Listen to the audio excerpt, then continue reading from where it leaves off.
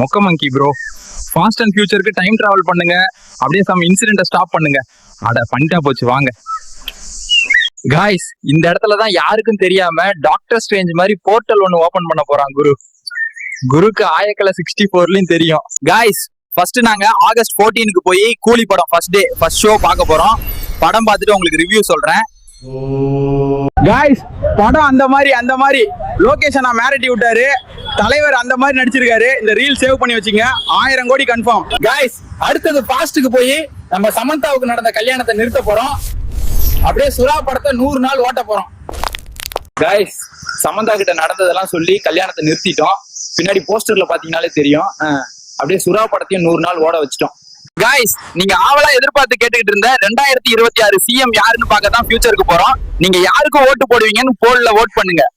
Guys, நம்ம எல்லாம் எதிர்பார்த்த மாதிரியே நம்ம அண்ணன் தான் 2026ல சிஎம். போஸ்டர் பேனர்லாம் பாத்தீங்கன்னா உங்களுக்கே தெரியும்.